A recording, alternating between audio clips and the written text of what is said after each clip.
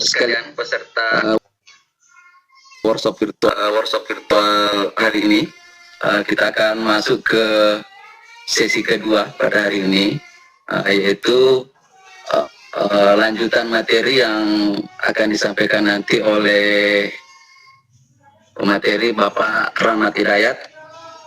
Namun sebelumnya saya sampaikan dulu, karena ada tadi yang chat minta kayaknya katanya tidak link antara pemaparan pertama dengan setelah ganti laptop. Mungkin nanti di sesi tanya jawab baru bisa pemateri sampaikan. Untuk sesi ini kita lanjutkan saja dulu selesaikan dulu materinya. Nanti di pukul 13.00 kita masuk ke sesi diskusi atau tanya jawab. Kepada Bapak Rahmat Hidayat, saya persilakan untuk melanjutkan materinya. Terima kasih. Terima kasih Pak Moderator. Assalamualaikum warahmatullahi wabarakatuh, Bapak Ibu guru sekalian. Jadi kita akan melanjutkan apa yang kita kerjakan di sesi pertama tadi. Jadi seperti yang dibahasakan oleh moderator, jadi bagi Bapak Ibu yang mungkin ketinggalan pada materi ini, nanti akan ada kesulitan kedua, kita bisa memperlihatkan kembali bila ada yang menanyakan proses atau langkah-langkahnya dari awal.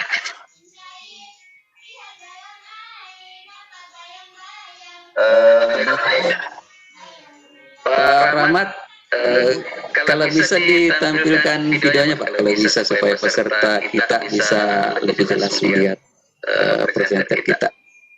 Ya, silakan dilanjut Pak. Sudah. Oke. Baiklah, Bapak Ibu guru, setelah kita menginput soal yang kita ingin bagikan atau ujiankan kepada peserta didik,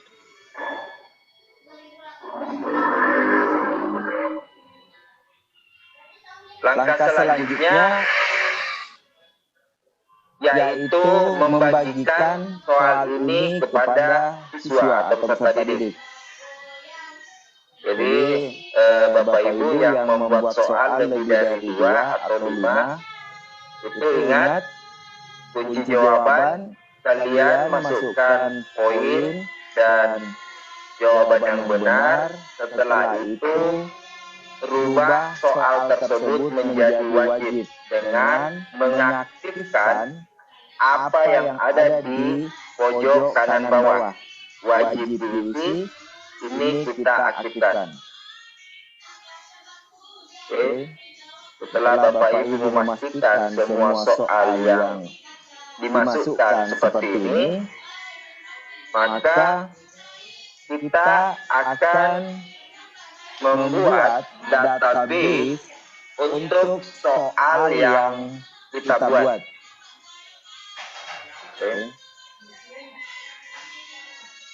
Untuk itu, di bagian atas di sini, ini ada 2 kolom. Sekarang kita berada di kolom pertanyaan. Untuk membuat database, kita akan bergeser ke kolom respons. Oke. Untuk membuat database, kita akan bergeser ke kolom respons. Sebelum bergeser, Bapak Ibu perhatikan bagian sudut kiri atas, pojok kiri atas. Di situ Bapak Ibu bisa melihat teks formulir tanpa judul. Oke, formulir tanpa judul. Bapak Ibu silahkan klik di teks tersebut untuk merubah judulnya. Cukup diklik saja. Oke, jadi cukup diklik saja, maka nama file yang sedang kita buat di Google Form itu akan berubah sesuai dengan judul formulir kita. Jadi cukup diklik saja, nama filenya akan mengikut dengan nama formulir kita. Oke, di sini nama formulir saya soal uji coba online. Maka setelah saya mengklik teks yang ada di pojok kiri atas, itu akan ikut menjadi atau berubah menjadi soal uji coba online. Oke, sudah. Selanjutnya kita klik kolom respons. Oke, jadi sekali lagi sekarang kita berada di kolom pertanyaan. Untuk membuat database peserta didik atau peserta ujian, kita akan pindah ke kolom respons. Kita klik kolom respons.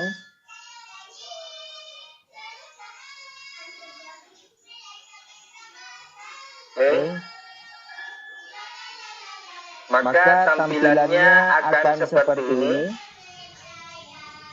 Nantinya di sini akan berisikan data responden yang telah memberi tanggapan. Karena soal yang kita buat belum kita bagikan, di sini statusnya masih 0 tanggapan.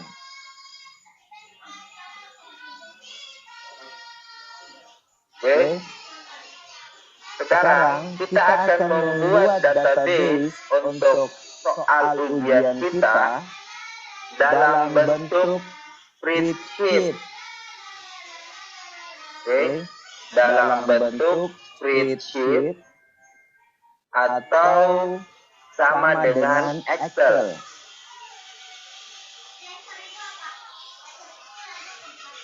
Oke, caranya di bagian kanan di sini ada 2 icon Excel seperti ini dan titik 3. Kita klik titik 3 di sini. Setelah itu di jendela baru kita pilih yang kedua.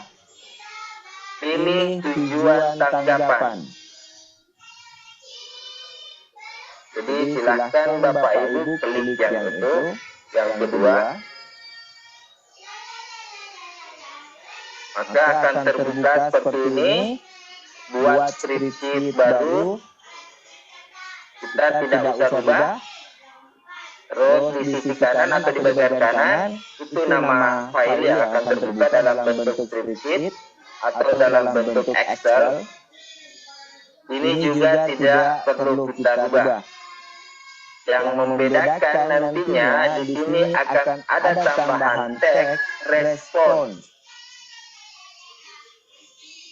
Dan ini berbentuk Excel atau spreadsheet dalam Google.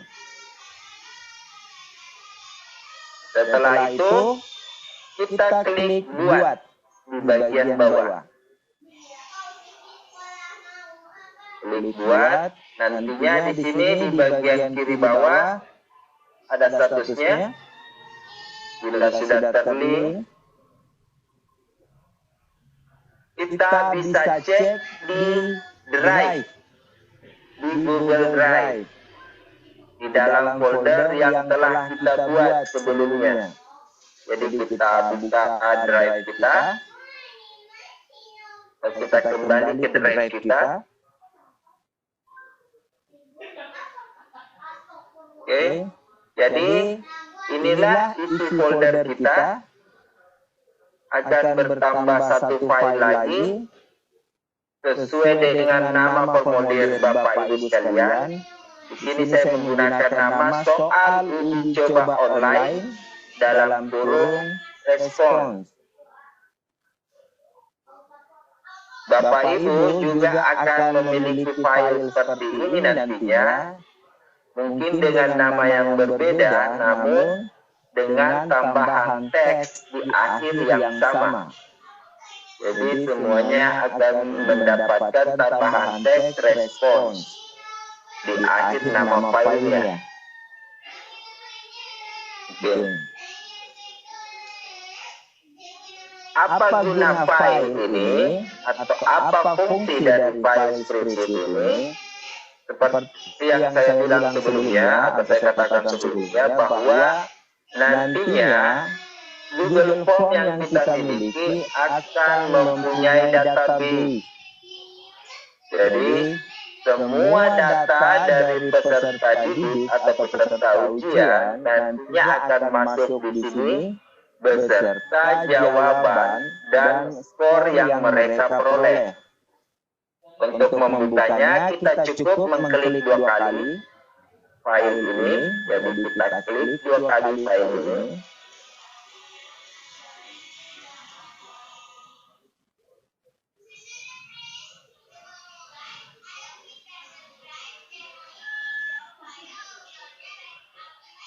Maka akan terbuka seperti ini, mirip dengan file Excel. Oke. Jadi di baris pertama itu akan berisikan nama-nama sesuai dengan apa yang kita isikan di Google Form. Oke, di kolom A, timestamp, itu adalah kolom jam dan tanggal responden mengirim jawabannya.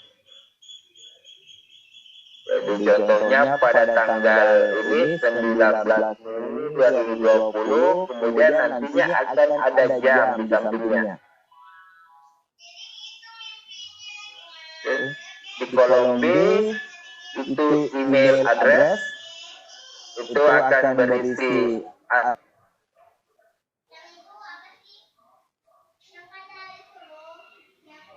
kolom C itu isi skor, nilai yang diperoleh oleh peserta ujian berdasarkan jawaban yang dimasukkan. Kemudian di kolom D, nama, dan seterusnya di kolom G, token.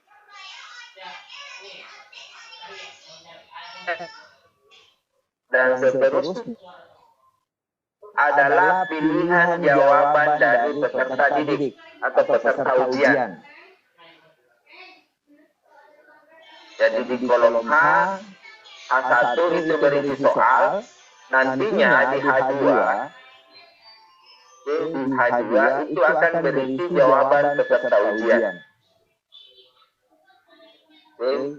Ini akan terisi sesuai dengan jumlah nomor soal yang Bapak Ibu buat di Google Form.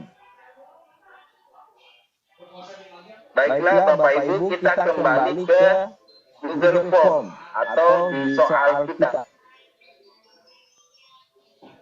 Jadi kita berada di kolom respons, kita sudah membuat database untuk peserta ujian. Selanjutnya kita akan mengirim soal ini. Untuk pemberian waktu untuk soal ini, mungkin saya usulkan di pertemuan kedua, biar tidak rancu, artinya tidak memusingkan Bapak Ibu. Karena proses pembuatan timingnya juga nantinya agak ribet. Ada beberapa langkah juga yang perlu kita lakukan. Jadi untuk sementara kita belum memberikan timer ya untuk soal yang kita buat. Tapi nantinya kita tetap akan menggunakan soal ini yang kita buat sekarang. Jadi kita sisa tambahkan timer nantinya. Oke. Jadi setelah kita lanjut, setelah membuat database, langkah selanjutnya yaitu mengirim soal ini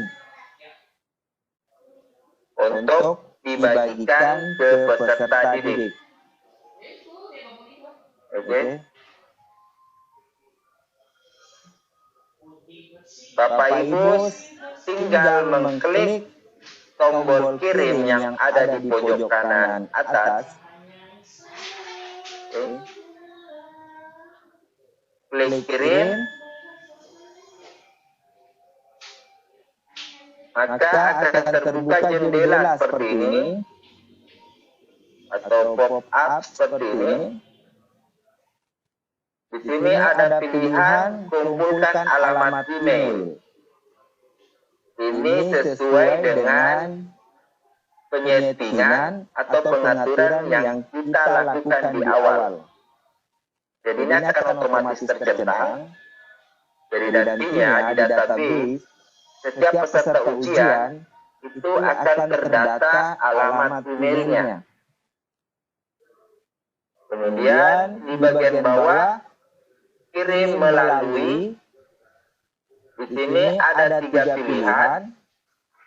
Pilihan pertama itu kita pakai kita sudah tahu alamat email peserta ujian atau siswa yang akan mengikuti ujian. Jadi cara kirimnya manual. Di sini kita masukkan alamat email peserta didik kita, lalu nantinya kita kirim link soal ujian online kita. Ini sangat jarang digunakan. Jadi yang pada umumnya digunakan yaitu yang kedua, yang di tengah. Ya. Jadi kita klik icon link tersebut seperti ini. Maka muncul seperti ini. Inilah link yang nantinya akan kita bagikan ke peserta didik. Apakah melalui grup WA, Telegram, ataupun Facebook. Link ini bisa kita perpendek. Ini terlalu panjangnya. Bisa kita perpendek dengan mencentang perpendek URL yang ada di bawahnya. Kita centang, dia akan berubah seperti ini. Oke. Setelah itu, kita klik tombol salin yang ada di pojok kanan bawah. Oke. Ini sudah tersalin dan sudah siap untuk dibagikan. Bila Bapak Ibu ingin melihat penampakan soal yang Bapak Ibu telah buat versi peserta ujian, kalian bisa mengklik ikon perhati jauh, ini yang gambar mata di bagian kanan atas. Jadi di samping kiri, kalian bisa mengklik itu untuk mempreview atau melihat tampilannya versi peserta ujian. Jadi beginilah tampilan yang akan dilihat oleh peserta ujian. Oke. Ini halaman pertama. Jadi di sini soalnya belum muncul. Oke, belum muncul. Untuk memunculkannya, peserta ujian atau peserta didik kita wajib mengisikan data mereka di sini. Oke. Sekarang saya akan memberikan contoh bagaimana cara pengisiannya. Bapak Ibu guru bisa mencoba juga. Ini kita masukkan email dulu. Jadi saya masukkan email yang ada. di alamat email, kemudian nama,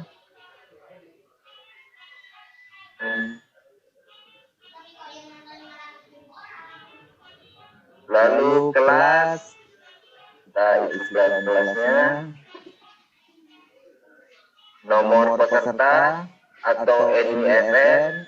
Bapak Ibu guru bisa menggunakan istilah lain.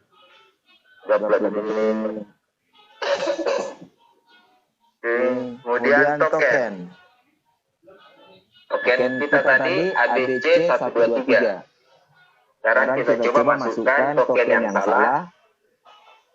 ABC 156. Kemudian kita klik tombol berikutnya.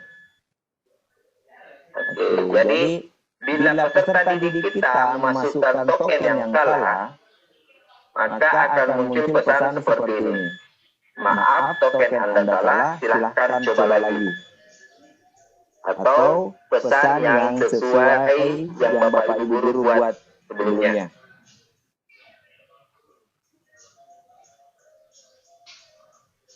Token yang sesuai, kita klik berikutnya, maka peserta didik dapat langsung melihat soal yang telah kita buat.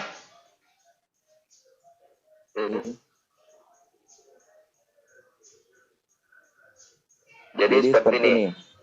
Apa fungsi dari token? Token ini untuk membatasi atau menentukan kelas yang akan mengikuti ujian. Jadi Bapak Ibu bisa merubah token tiap kelas. Jadi contoh,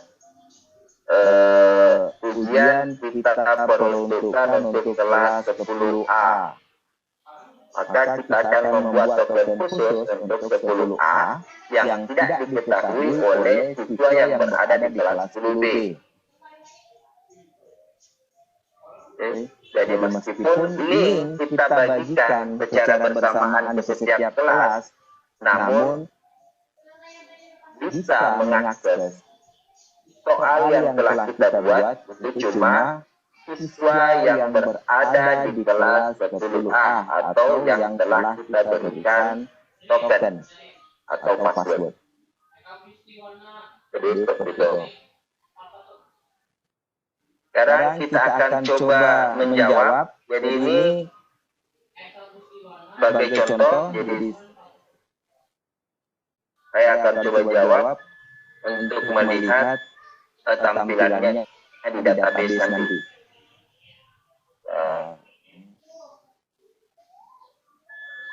Di sini saya cuma membuat 2 soal, tentunya beda dengan yang Bapak Ibu buat. Mungkin ada yang membuat 5 atau 10. Setelah semuanya terjawab, peserta didik akan menekan tombol kirim. Oke, jadi mereka akan menombol tombol kirim.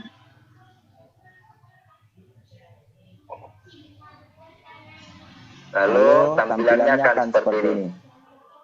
Ini pesan yang telah kita buat tadi di pengaturan, di setting. Terima kasih telah ikut ujian. Oke. Sekarang kita lihat di database atau spreadsheet yang telah kita buat yang berbentuk Excel. Oke. Maka hasilnya akan seperti ini. Setiap kolom akan otomatis terisi sesuai dengan apa saja yang dimasukkan oleh peserta ujian. Jadi timestamp itu tanggal dan jam, kemudian emailnya, skornya, dapat 10. Ya. Jadi ini sesuai dengan jawaban peserta ujian ya. Saya buat itu poinnya 5 per soal. Saya cuma buat 2, jadi totalnya cuma 10. Dan kebenaran atau kebetulan semua jawabannya benar, makanya skornya 10/10. Di sini bisa saja 5/10 kalau cuma satu yang benar, dan bisa juga 0/10 kalau semuanya salah. Kemudian nama, nomor peserta, kelas, ini kelas B, pilih B. Kemudian jawaban. Untuk soal unsur-unsur data letak, jawabannya ini bidang. Untuk soal kedua, ini sifat karakter bidang, jawabannya ini bidang segi 4, bla bla bla. Oke, nantinya di sini akan berisi data-data peserta ujian. Oke, jadi semua siswa kita yang ikut ujian itu nantinya akan terisi di sini. Ini akan memudahkan kita untuk proses penginputan nilai. Bila Bapak Ibu guru mempunyai format tertentu untuk penginputan nilai, ini bisa mempermudah Bapak Ibu guru, jadi kita copy paste saja, salin tempel ke format yang Bapak Ibu guru punya. Di formulir kita di Google Form, di sini di bagian respons itu juga akan otomatis terdata. Jadi di sini yang tadinya 0 tanggapan itu akan berubah sesuai dengan berapa responden yang masuk atau berapa respon yang masuk. Seperti ini. Di sini ada diagramnya, terus formnya juga ada. Oke, seperti ini.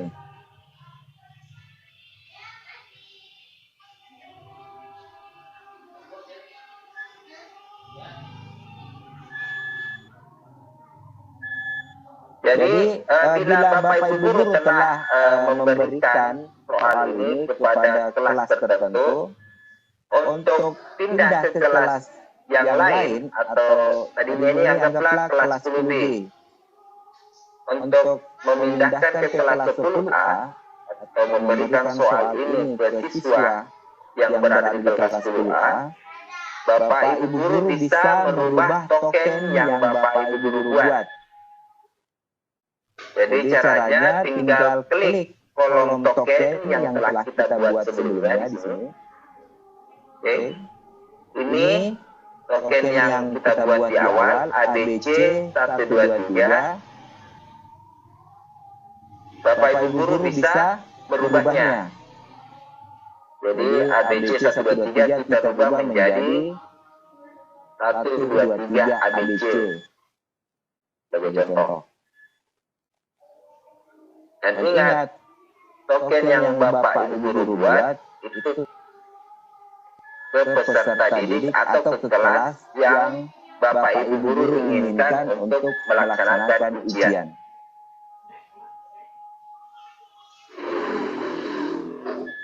Baiklah, Bapak Ibu guru silakan mencoba mengeksplorasi.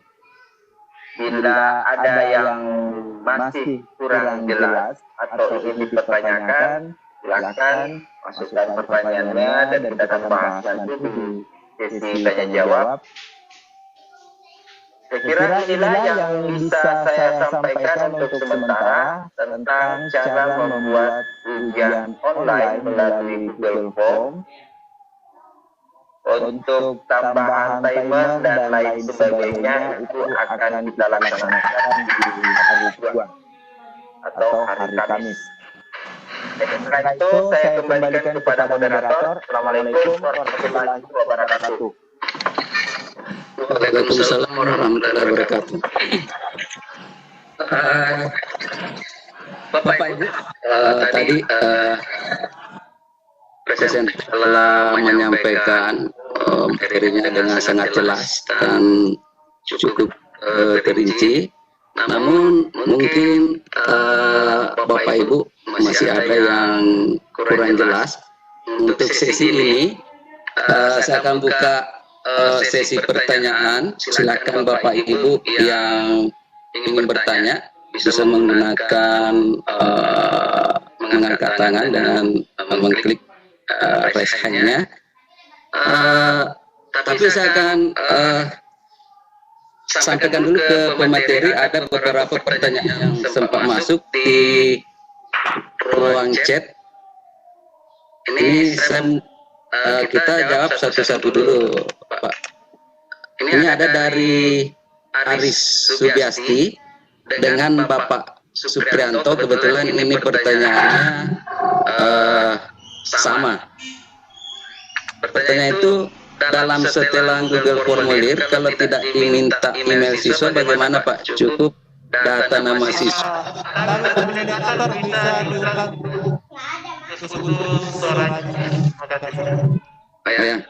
Ulangi pertanyaannya dari Bapak Aris Subiasti dan Bapak Suprianto. Di situ ada pertanyaan di ruang chat tadi, dalam setelan Google Formulir kalau tidak diminta email siswa, bagaimana Pak? Apakah bisa kita tidak masukkan, kita tidak centang emailnya itu?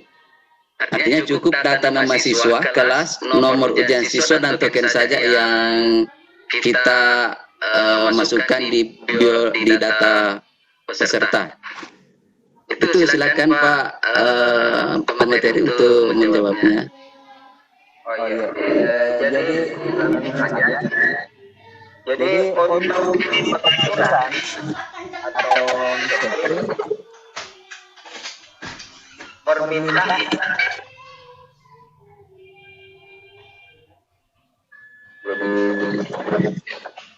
ini bila didik atau peserta ujian memasukkan email, ini kita centang. Oke, ini kita centang. Namun bila kita tidak membutuhkan email dari peserta ujian atau peserta didik, itu kita lepas saja. Oke, jadi kalau ini kita lepas, kemudian kita simpan, maka kolom email yang ada di sini di bawah deskripsi itu akan hilang. Jadi peserta didik langsung mengisi data lainnya dan cuma nomor peserta token. Itu kita sudah peserta didik memasukkan email. Jadi tidak masalah. Tidak menginginkan peserta didik. Jadi itu diatur di jalan saja. Ini kita bisa aktifkan, saya juga tidak. Oke, kalau yang di bawah ini mengikut saja dari atas. Jadi tidak ada masalah. Saya kira itu. Terima kasih. Oke, terima kasih atas jawabannya dari presenter. Mudah-mudahan yang Pak Aris dan Pak Suprianto bisa jelas tadi menerima penjelasan dari presenter. Kemudian ada juga pertanyaan dari Ibu Suryaningsih. Ada dua pertanyaannya Pak. Bagaimana cara mengedit jika ada kesalahan mengisi Google Formulir? Kemudian yang kedua, bagaimana memberi tanda centang kunci jawaban pilihan ganda? Itu pemateri silakan Pak untuk dijawab.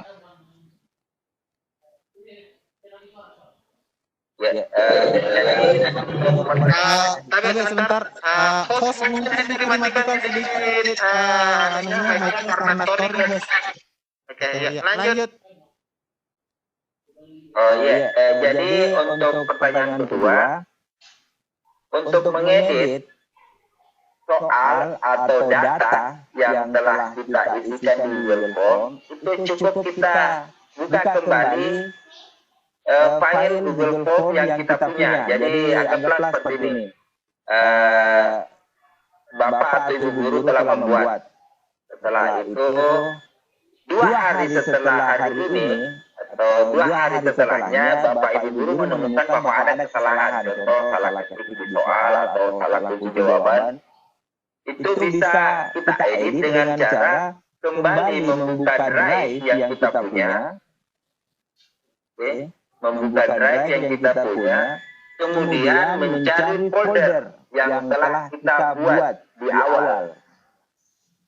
Inilah gunanya folder, untuk memudahkan kita untuk mencari file yang telah kita buat sebelumnya.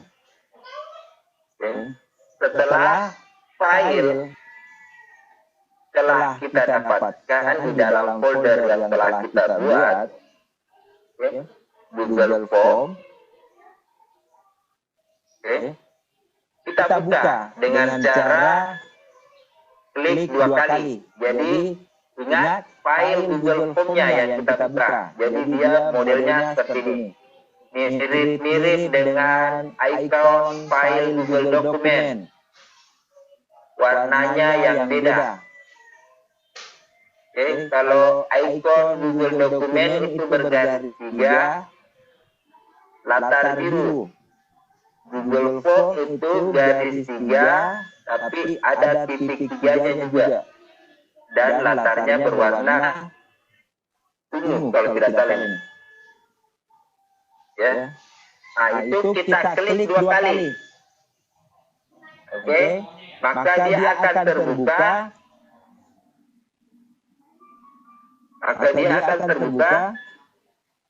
Tampilannya seperti ini yang telah kita buat sebelumnya. Di sini kita cari yang mana yang salah. Bila datanya yang kurang, kita bisa tambahkan permintaan data atau pertanyaan mengenai data. Contoh, di bawah nama siswa, sebelum nomor peserta, kita mau minta tanggal lahir dari peserta didik. Jadi kita cukup klik nama atau kolom nama. Setelah itu kita pilih icon plus yang ada di sisi kanan. Kita klik nama, kita pilih icon plus yang ada di sisi kanan. Oke, jadi ini maka akan muncul kolom baru.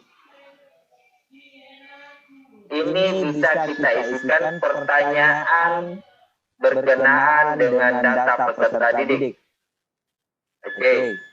Di sini anggaplah kita minta tanggal lahir mereka atau alamat. Jadi apa ya? Alamat. Anggaplah alamat.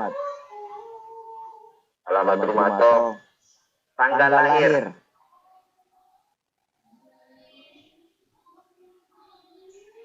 Kita minta tanggal lahir. Maka di sini pilihan jawabannya biasanya akan otomatis berubah menjadi tanggal. Apabila tidak berubah atau tidak otomatis, kalian bisa klik. Jadi kita klik di sini. Setelah kita tuliskan tanggal lahir, kita klik di sini di bagian kanan, kolom bagian kanan. Kemudian kita cari tanggal. Ini. Oke. Maka di sini di bagian bawah, di bawah tanggal lahir itu akan muncul seperti ini.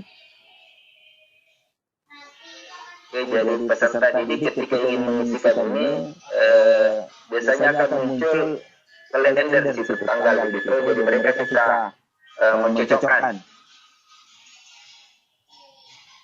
Kemudian di sini di pojok kanan bawah di kolom ini kita centang menjadi wajib.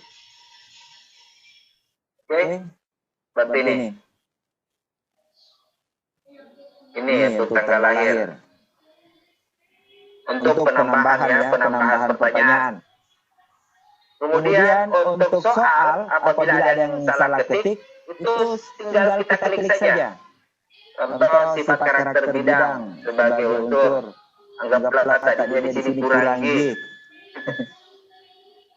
Ya, sifat karakter. Oke. Nah, harusnya memakai G, kita tinggal ketikkan saja, edit saja seperti ini. Oke. Setelah itu kita kirim kembali ke peserta didik. Jadi kembali lagi tadi untuk tanggal lahir saya perlihatkan penampakannya. Jadi ini penampakannya nanti untuk melihatnya kita bisa kembali klik ikon mata atau preview berarti hijau di sini di samping ikon gerigi. Klik.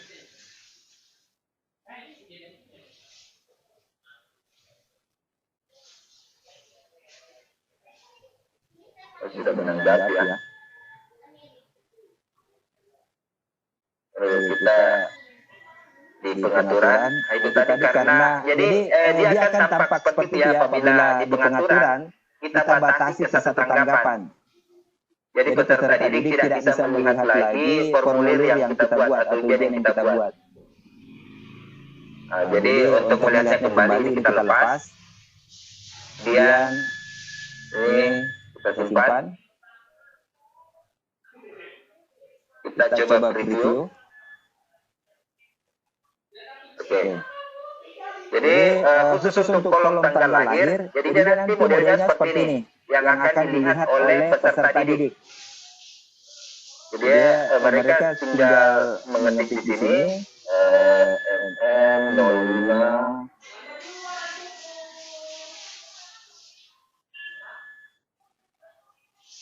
tahunnya. Oke, seperti itu. Jadi tampilannya akan seperti ini. Oke. Apabila kita tidak mau mengetik manual, bisa juga memilihnya melalui pop-up yang keluar seperti ini. Oke. Saya kira itu untuk pertanyaan kedua. Cara mengedit formulir yang telah kita buat atau menambahkan apa yang terima kasih. Saya kembali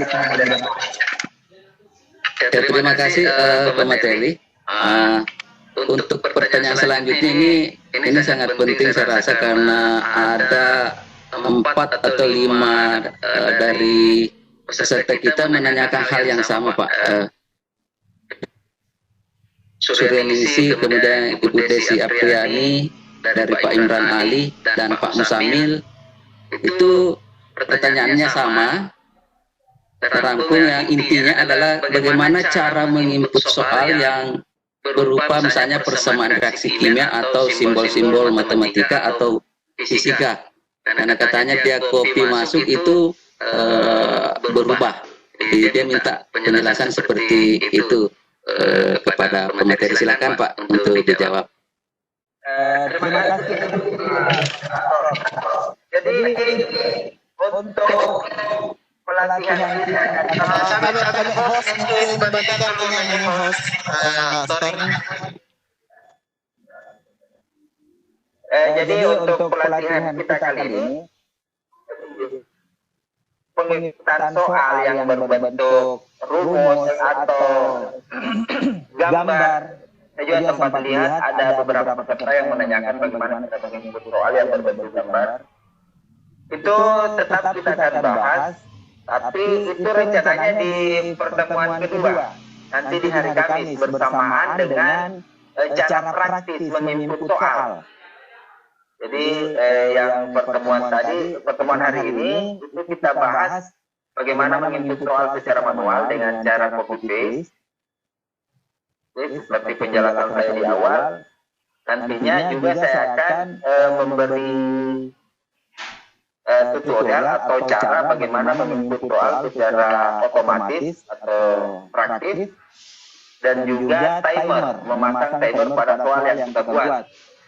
Nah, ini juga berkenaan dengan bagaimana cara penginputan soal yang berbentuk gambar. Bahkan apa dari peserta didik dalam bentuk gambar atau ikon-ikon apalah yang digunakan dalam pembelajaran matematika, kimia, dan lain sebagainya. Saya kira begitu Pak Moderator. Jadi bisa diminta untuk peserta lebih bersabar lagi. Ini juga buat mereka bisa lebih penasaran supaya bisa aktif lagi di pertemuan kedua, karena akan sangat kurang bila cuma mengikuti hari ini saja. Kembali ke moderator. Ya, terima kasih atas penjelasannya. Mudah-mudahan tadi pertanyaan dari Ibu Sureningsi, Pak Musamil, Pak Imran, Ibu Desi, jadi sabar dulu Pak ya, Bapak Ibu. Nanti di sesi kedua itu akan dijawab dengan sendirinya setelah pemateri kita memaparkan materi di hari kedua kegiatan kita.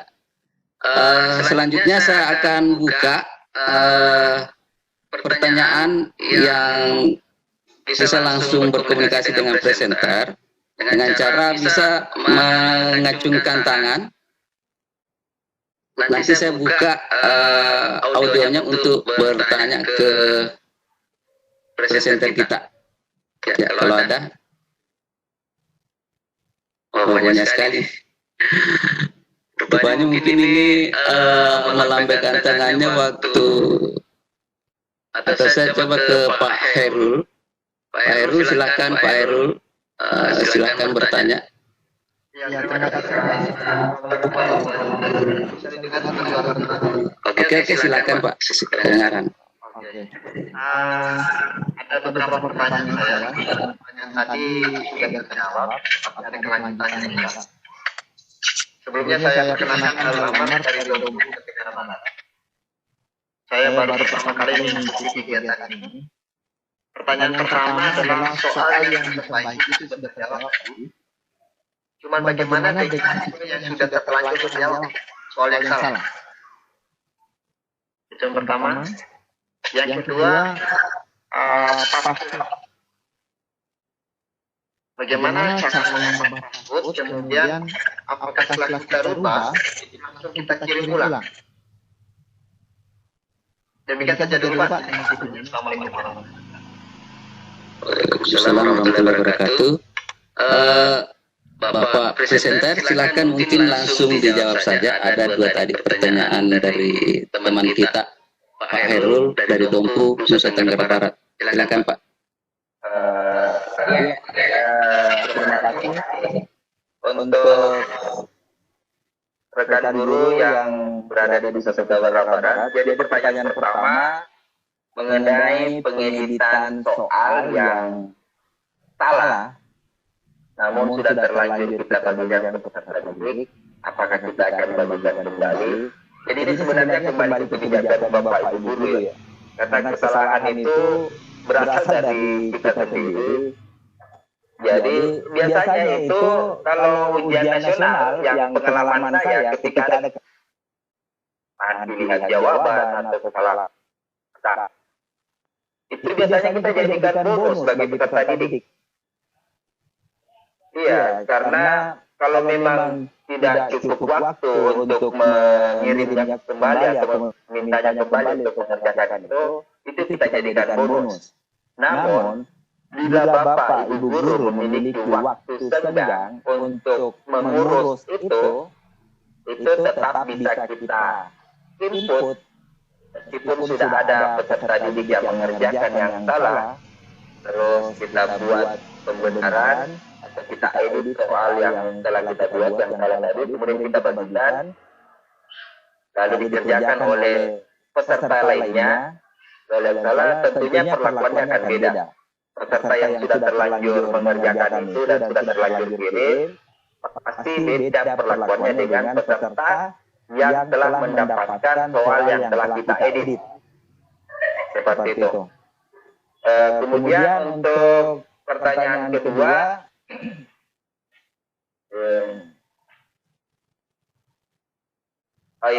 jadi sebelum ke pertanyaan kedua, pemateri kedua akan memberikan tambahan jawaban. Baik, terima kasih. Bapak Hairul di Dompu di Nusa Tenggara Barat. Pertanyaan pertama tadi tentang prosesnya.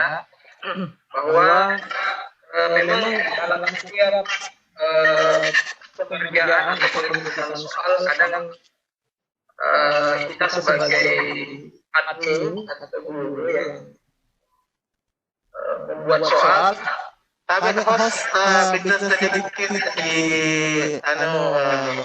mic-nya. Sorry host. Ya, kadang kita dalam setiap membuat soal ada beberapa kesalahan-kesalahan, termasuk mungkin dari segi penulisan soal, kemudian opsi jawaban yang tidak benar. Nah, ketika itu terjadi dan siswa yang mengerjakan soal melihat hal tersebut, artinya siswa ini dengan teliti, ternyata dia melihat, oh ini salah, soal pilihan jawabannya tidak ada yang benar. Jadi dia bisa langsung menyampaikan kepada pengawas, dia bisa ke guru, menyampaikan ke guru bahwa pilihan atau pilihan jawaban yang di soal ini tidak ada yang benar atau mungkin salah ketik. Selama kuis atau ujian itu belum dikirim, belum disubmit. Nah, misalnya sementara berjalan, siswa misalnya mengerjakan soal nomor 2, ternyata di situ siswa melihat, oh ini tidak tepat. Jadi bisa siswa langsung menghubungi atau chat guru yang bersangkutan, sehingga guru yang bersangkutan bisa langsung mengubah atau mengedit soal pertanyaan tersebut di Google Drive yang presenter tadi. Setelah itu tinggal dikirim. Jadi otomatis ketika misalnya peserta mengerjakan soal di tampilan desktopnya, di-refresh saja, nah itu nanti sudah berubah soalnya yang sudah diedit selama belum dikirim atau disubmit. Kalau sudah dikirim atau disubmit, hasilnya itu sudah masuk ke kolom spreadsheet, artinya sudah direspons, sudah masuk di respons atau di database. Karena kalau sudah masuk di database, maka dengan otomatis seperti yang disampaikan oleh presenter tadi, maka tentu itu bukan di luar mungkin bisa dikasih bonus saja, ya. Saya pikir itu tambahan dari saya. Saya kembali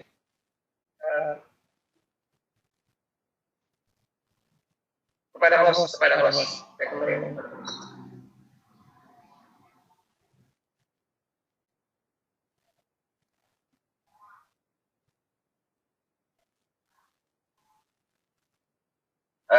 Baiklah, saya lanjut untuk pertanyaan kedua dari rekan guru di FBB, masalah token. Jadi seperti yang saya katakan tadi, jadi token ini bisa kita rubah tergantung kelas yang akan melaksanakan ujian. Contoh, untuk sesi pertama, kelas yang mengadakan ujian itu adalah kelas 10A atau kelas 1A. Maka kita buat token seperti yang pertama, atau kita pakai ini 1, 2, 3 ABC. 1, 2, 3 ABC. Kemudian ini kita peserta didik atau peserta ujian yang berada di kelas 10A. Jadi Bapak Ibu guru harus pastikan token yang mana untuk kelas yang mana. Kemudian untuk kelas 10B di sesi kedua atau setelah kelas 10A melaksanakan ujian, kita bisa menggunakan token yang sama, bisa juga menggantinya dengan token yang baru. Sebenarnya apa fungsi dari token ini? Itu untuk menghindari peserta ujian atau peserta didik yang kita tidak inginkan ikut mengerjakan soal ini. Jadi contoh kasus sesi 1 kita peruntukkan untuk kelas 10A. Yang kita buat tidak memiliki token, namun link telah kita bagi, maka peserta didik yang tidak berasal dari kelas 10A itu dapat mengakses soal ini. Maka inilah fungsi dari token. Seperti itu. Untuk sesi kedua, untuk kelas 10B, kenapa kita harus merubah token? Ini untuk menghindari kejahilan kelas 10A atau siswa yang lain yang belum waktunya untuk masuk, ikut, mengikuti atau mengerjakan soal ini. Jadi seperti itu. Pasti Bapak Ibu akan bertanya bagaimana kasusnya bila kedua kelas ini melaksanakan ujian yang sama. Apakah tokennya bisa dibedakan? Muncul pertanyaan balik. Buat apa kita buat token yang berbeda kalau waktunya sama? Oke. Jadi apabila waktunya sama, tidak apa-apa, tokennya sama. Toh yang membedakan, pertanyaan sebelumnya itu ada kelas. Di situ nanti yang pertanyaan ini yang mengidentifikasi peserta ujian, apakah dia di kelas 10A, di kelas 10B, di kelas 10C. Kalau itu tidak cukup, ada nomor peserta. Kalau itu tidak cukup, ada tanggal lahir. Kalaupun itu tidak cukup, ada nama. Jadi seperti itu. Jadi yang perlu Bapak Ibu pahami fungsi dari token atau password itu sendiri. Jadi itu gunanya untuk menghindari hal-hal yang kita tidak inginkan mengganggu proses ujian yang kita jadwalkan atau yang kita jalankan. Sekira itu, saya kembali ke moderator. Ya, terima kasih pemateri.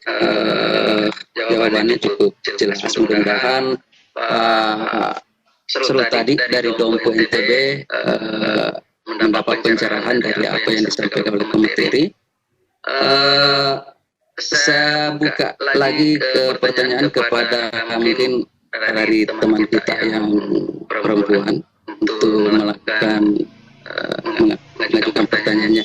Ibu Erni Handayani, kalau ada pertanyaan silakan Bu, mic-nya sudah saya buka.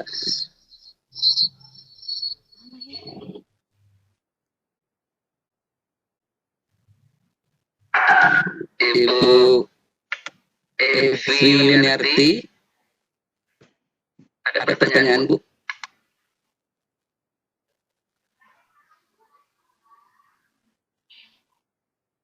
Ya Pak.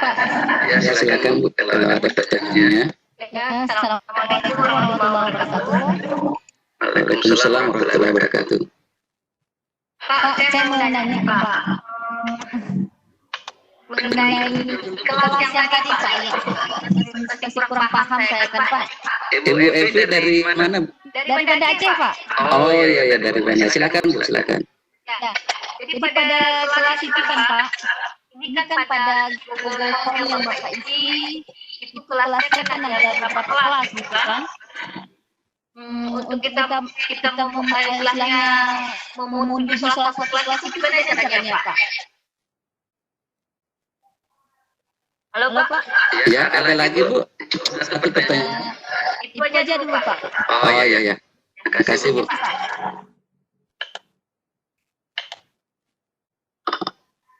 Oke, silakan Pak Rahmat menanggapi pertanyaan tadi dari Ibu Evi yang ada di Banda Aceh. Silakan Pak. Ya. Oke. Untuk rekan guru dan bahasa Aceh berkenaan dengan ini tadi sudah contoh 3 kelas ya. 3 kelas saja. Jadi ini maksudnya tidak menutup kemungkinan kita membuat ujian secara general. Oke, apabila itu ya. Kita membuat ujian secara general dengan menggabungkan beberapa kelas. Atau bisa saja kita akan membuat ujian untuk keperluan tertentu. Contoh, sekolah kita harus memiliki perwakilan untuk mengikuti lomba. Google Form ini bisa kita jadikan sarana untuk menyeleksi mereka. Bila mereka berasal dari beberapa kelas yang berbeda, namun tingkatan yang sama, kita bisa menggunakan versi ini. Namun, ini hanya untuk keperluan ujian dan pelajaran. Kita perlu untuk membuat pilihan kelas seperti ini. Ingat, untuk kelas yang Bapak Ibu ajarkan saja. Jadi jangan pernah membuat pilihan kelas yang tidak Bapak Ibu ajarkan. Apakah ini akan dilakukan? Jawabannya iya. Untuk kelas yang akan kita jadikan opsi.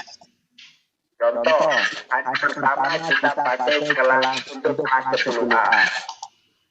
Maka tentunya jawaban yang terjadi untuk kelas akan mententang struktur A keseluruhannya. Oke. Kemudian untuk hari kedua untuk kelas 10C mereka akan belajar kelas 10C. Apa untungnya bagi kita pendidik? Nantinya di database yang berbentuk spreadsheet atau berbentuk Excel itu dapat kita input atau diambil ke format yang kita punya. Jadi anggaplah di sini yang pertama format kelas berikutnya 10C, 10A, 10D, 10C dan seperti itu. Untuk mengambilnya tentunya kita bisa mengurutnya sesuai dengan kelasnya. Jadi anggaplah urutan 1 sampai 10, 10B semua, selanjutnya 10C, selanjutnya 10A. Jadi kemudahannya di situ, keuntungannya di situ bila kita membuat pilihan kelas seperti ini. Namun bila kita ingin gunakan soal yang sama atau kita telah mengedit pertanyaan, anggaplah tetap kita pakai form ini, pertanyaannya kita rubah untuk kelas lain atau untuk tingkat kelas 2. Anggaplah ini soal untuk kelas 1, kita rubah pertanyaannya untuk kelas 2, jadi kita tinggal edit. Pilihan jawabannya juga kita edit. Oke. Jadi pilihan jawabannya juga kita edit. Dan ini diperuntukkan untuk kelas 2. Pilihan kelasnya di sini kita rubah saja menjadi, anggaplah yang pertama 2A. Di sini 11B.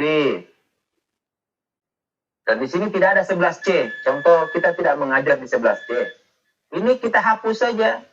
Caranya menghapus, di bagian kanan di sini ada tanda silang. Klik saja ini. Hapus. Maka akan berubah menjadi 2 pilihan saja. Setelah 3 hari kemudian, kita mengajar di kelas 3. Dan ternyata ada 3 kelas. 12A, 12B, dan 12C. Untuk menambahkannya, sisa klik. Ketikkan di sini, ditambahkan opsi. Menjadi 12C, seumpama. Oke, jadi apa keuntungannya dari pembagian kelas ini? Itu akan memudahkan kita ketika penginputan nilai. Ketika kita akan mengambil nilai yang di database, kita mau pindahkan ke format penilaian yang kita miliki. Jadi saya kira seperti itu teman guru dari Aceh, semoga bermanfaat. Saya kembali ke moderator. Ya, terima kasih pemateri atas jawabannya. Tadi pertanyaan Ibu Evi dari Banda Aceh, mudah-mudahan Ibu Evi bisa lebih jelas dari apa yang disampaikan tadi oleh pemateri kita. Selanjutnya masih ada waktu 30 menit. Ini saya akan berikan kesempatan kepada, mudah-mudahan ini teman kita dari Sulawesi, Andi Nurwega. Di Nurwega silakan Bu atau Bapak silakan. Kalau ada yang ingin ditanyakan, mic-nya sudah saya buka.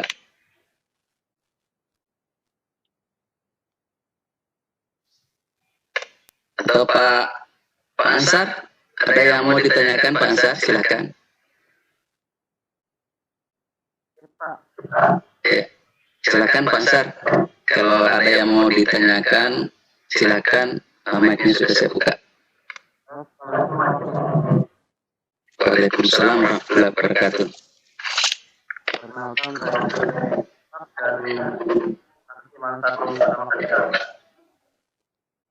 Halo Pak Ansar, kalau bisa Pak Ansar mic-nya didekatkan ke sumber suaranya karena agak kecil kedengarannya Pak. Ya, silakan dilanjut Pak Ansar. Saya dari satu kota. Oke Pak, kebetulan saya mampu mata pelajaran bahasa. Nah, saya sudah nanti di form yang dari permasalahan itu kita soal satu-satu seperti itu. Tanya, kalau misalnya bahwa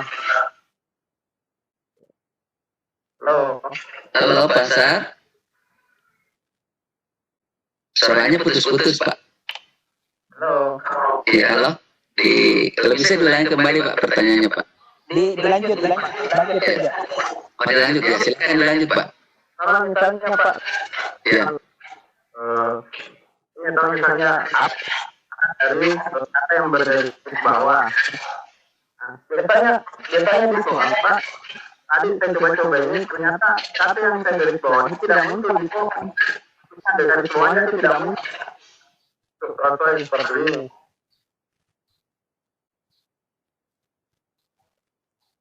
Cuma itu Pak Ansar, garis bawah tidak muncul di form.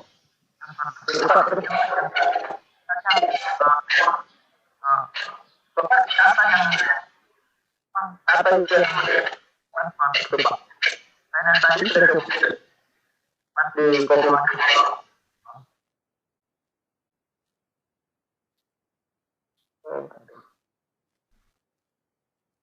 Oke Pak Ansar, ya. Mungkin Pak Rahmat sudah mengcopy tadi apa yang disampaikan oleh Pak Ansar dari Makassar. Pertanyaannya silakan ditanggapi Pak. Iya, rekan Ansar di Makassar untuk pertanyaan pertama itu mengenai hal yang memiliki bahasa Arab beserta ilmunya, apakah itu dari bawah, ngobrol, itu nanti kita akan bahas bersama dengan kami. Jadi pembahasan ini sama dengan penginputan simbol. Jadi sama dengan itu Pak. Jadi sama dengan pembelajaran matematika, kimia, fisika yang memakai simbol seperti itu. Jadi insya Allah hari Kamis kita akan bahas itu. Kemudian untuk pertanyaan yang kedua, saya kurang tangkap juga, mungkin bisa diulang. Begitu.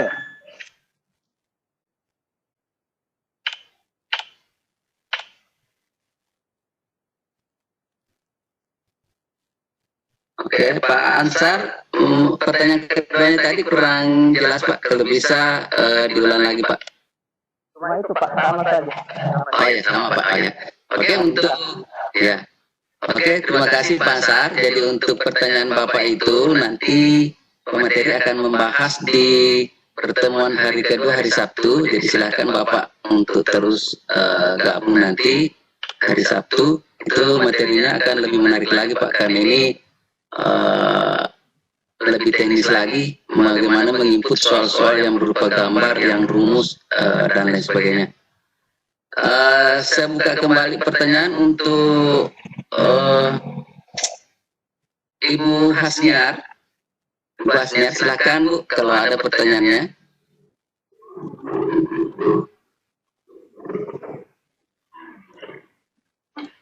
Ya, silakan Bu, Ibu Hasniar. Ya, halo.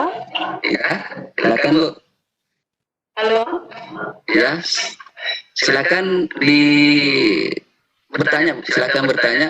Mic-nya sudah saya buka. Silakan bertanya. Suaranya jelas kedengaran sampai di sini. Ya, jelas. Silakan. Misal saya membuat soal 40 nomor dan saya mau hasil terakhirnya nanti skor maksimalnya 100. Maka tiap item saya ingin kasih poin 2,5. Halo? Ya, silakan Bu. Lanjut. 2,5, tapi setelah saya coba Pak, ternyata penggunaan angka desimal itu tidak bisa. Maksud di sini.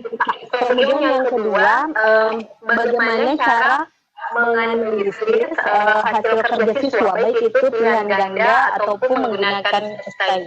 Terima kasih Pak. Assalamualaikum. Baik, terima kasih. Waalaikumsalam warahmatullahi wabarakatuh. Jadi ada pertanyaan dari Ibu Hasniar tadi, ada dua.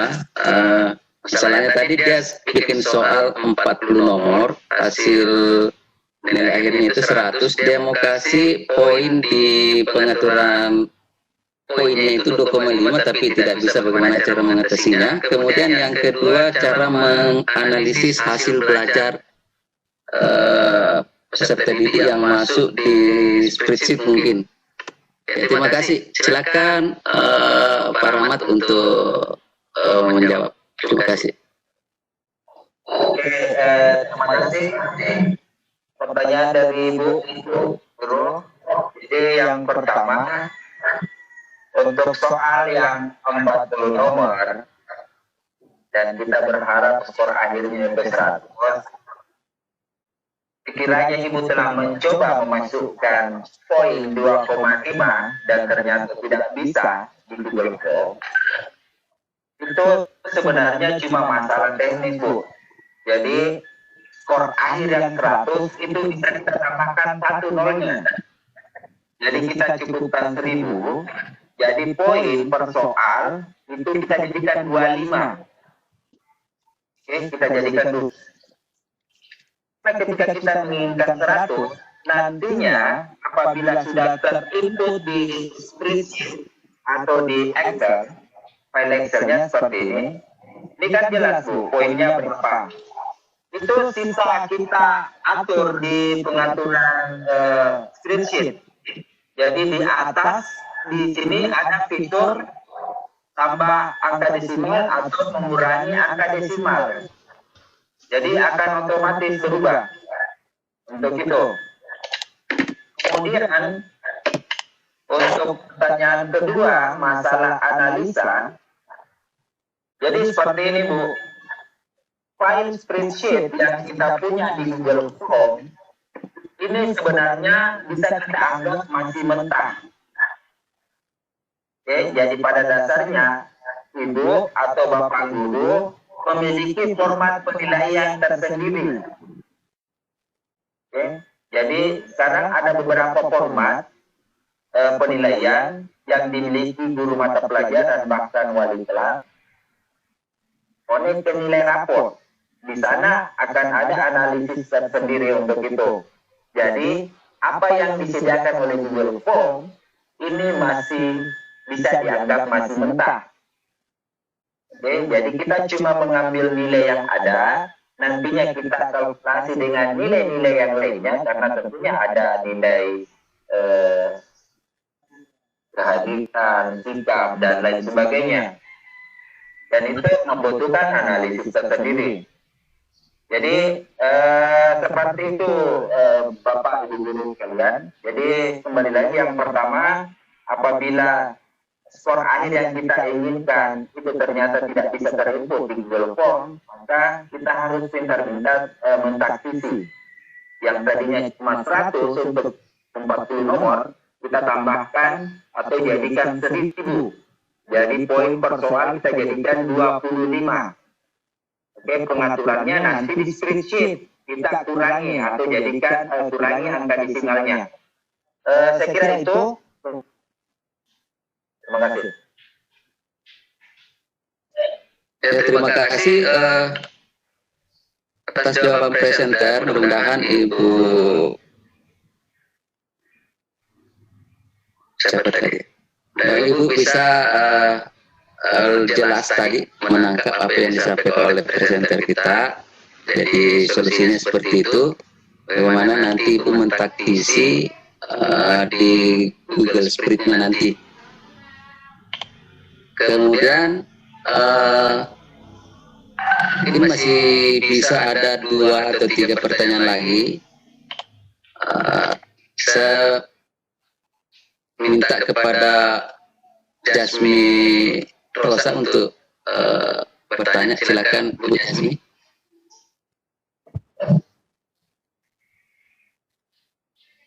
Ya, terima kasih Bapak. Assalamualaikum warahmatullahi wabarakatuh. Waalaikumsalam warahmatullahi wabarakatuh. Ini Bapak, yang tanya cara buat token tadi Bapak. Maaf Bu Jasmi dari mana Bu? Dari Batam Bapak. Oh Batam. Ya silakan. Menu membuat token tadi Bapak kan bisa pilihan setelah ditulis. Nah, menu validasinya itu yang kita centang yang bagian mana ya Pak ya? Ada lagi Bu Jasmi? Sementara kalau di Excel kan nggak ada gambar nih Pak, nggak bisa insert gambar. Itu solusinya bagaimana ya Pak? Itu aja Pak. Assalamualaikum warahmatullahi wabarakatuh. Waalaikumsalam warahmatullahi wabarakatuh. Jadi ada pertanyaan dari Ibu Jasmi Rosa yang ada teman kita dari Batam. Dia minta kepada presenter untuk mengulangi kembali cara pembuatan token. Jadi dia minta bagaimana cara membuat validasi respon itu. Kemudian pertanyaan kedua tadi apa ya? Oke, silakan dijawab Pak Rahmat. Ada pertanyaan teman kita Ibu Jasmi Rosa dari Batam. Oke, terima kasih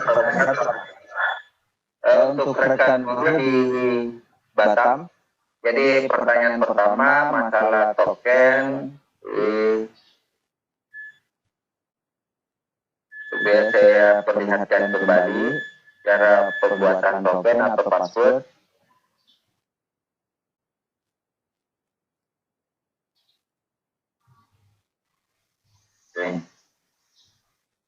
Oke, di sini. Jadi untuk kolom token, ketika Bapak Ibu mengetikkan token di sini, Google atau Google Form akan otomatis mendeteksi itu untuk jawabannya menjadi jawaban singkat. Kemudian di bagian bawah otomatis muncul opsi validasi. Untuk opsi validasi, ini kita pakai teks. Ini ada angka, panjang, kemudian ekspresi reguler. Kita pakai teks. Di kolom kedua, di sini ada pilihan berisi, tidak berisi, alamat email, dan URL. Alamat linknya. Di sini kita pakai berisi.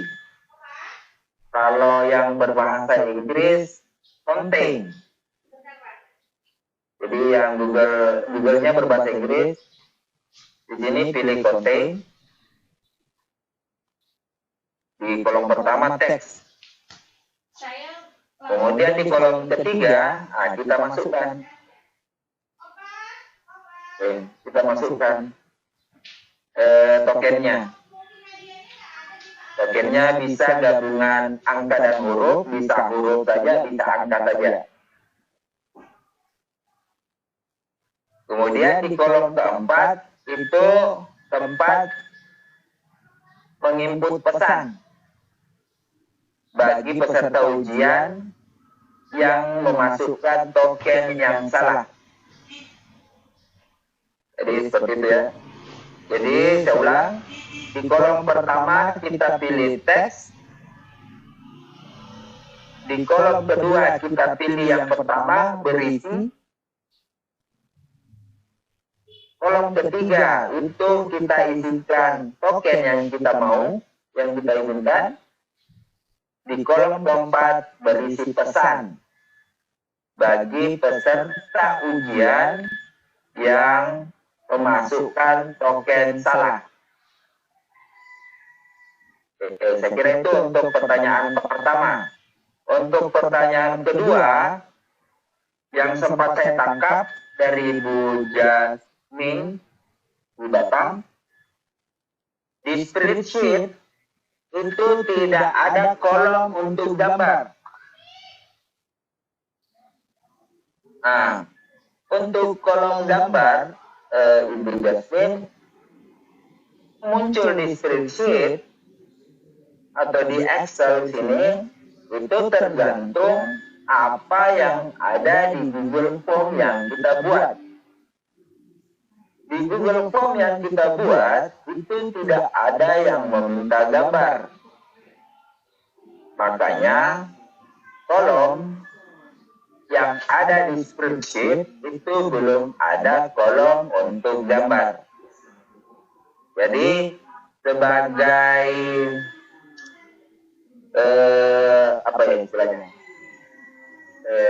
Gambaran umum saja ini, sebelum detailnya. Misalnya kalau hari Kamis kita akan jelaskan secara detail. Jadi secara gambaran umum, ketika nantinya di Google Form kita membutuhkan gambar, apakah kita yang memberikan gambar atau kita meminta gambar dari peserta ujian, nantinya di spreadsheet itu akan tersedia kolom khusus, tapi bukan dalam bentuk gambar. Ingat, untuk link. Oke, jadi dalam bentuk link. Kemana gambar yang diupload oleh peserta ujian itu akan otomatis masuk ke Google Drive, masuk ke drive kita, ke folder yang telah kita buat. Nantinya tugas mereka atau apalah soal kita yang meminta gambar itu akan masuk ke situ, ke drive. Jadi yang muncul di spreadsheet-nya, di database itu cuma link ke drive kita. Saya kira itu, Ibu Jasmine, kembali ke moderator. Ya, terima kasih atas jawabannya Bapak Rahmat. Mudah-mudahan Ibu Jasmine Rosa yang ada di Batam sudah mendapat pencerahan dari jawaban tadi. Waktu kita sekarang sudah pukul 13.45. Ini mungkin pertanyaan terakhir mungkin sebelum kita akhiri. Saya minta kepada Ibu Nurheni SPD, silakan Bu kalau ada pertanyaannya. Ini pertanyaan terakhir, kemudian atau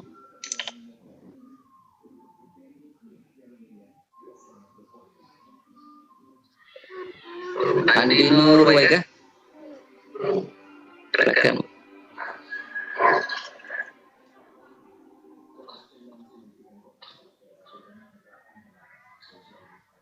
Pak Febri, silakan.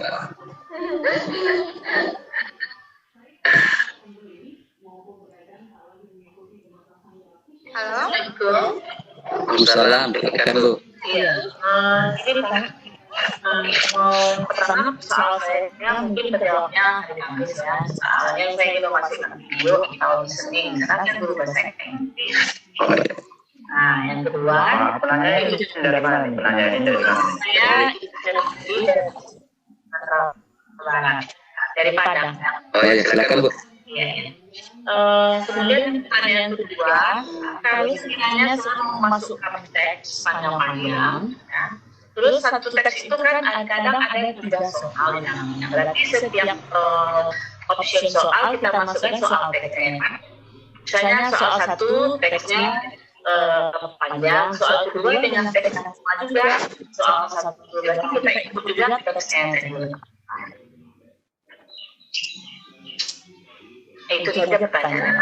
Baik. Terima kasih Bu Ibu Febri dari Padang, Sumatera Barat. Dan tadi ada 2. Juga guru bahasa Inggris sama dengan pemateri kita. Bahasa Inggris ini pas sekali. Apalagi di soal bahasa Inggris itu banyak sekali soal-soal bacaan yang satu bacaan itu bisa 3 soal atau 4. Jadi silakan kepada Pak Rahmat untuk menjawab Pak. Oke, terima kasih Pak Moderator. Baiklah untuk rekan guru di Padang, Sumatera Barat. Jadi untuk soal bahasa, jadi bahasa Inggris maupun bahasa Indonesia, biasanya memang kita punya soal yang berbentuk bacaan atau teks, kemudian pertanyaannya menyusul di bawah. Jadi untuk membuatnya itu sama ya seperti biasa. Jadi saya akan praktikkan di sini. Jadi tekan tombol atau icon plus yang ada di sisi kanan. Oke.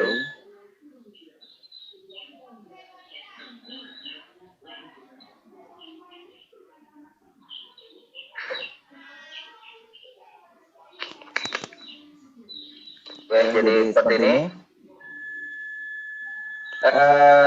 Untuk memasukkan teks atau bacaan itu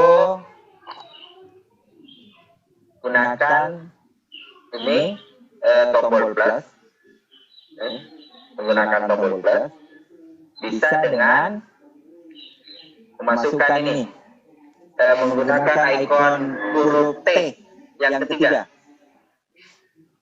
Jadi dia akan seperti ini.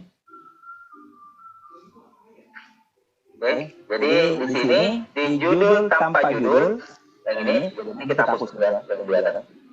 Nah, di sini judul tanpa judul. Kita masuk bacaan atau teks. Contoh teksnya adalah saya cari teks.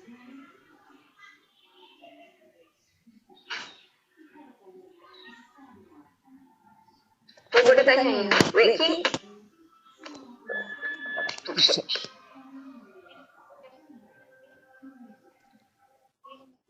Di sini apa ya, kita buat teks ya, yang agak panjang, terserah teks apa. Nah, ini saya buat begini. Jelas masukkan teks. Nah, anggaplah seperti ini bacaannya. Kemudian di deskripsi itu bisa kita masukkan untuk pertanyaan 3 sampai 5 contohnya berdasarkan bacaan di atas.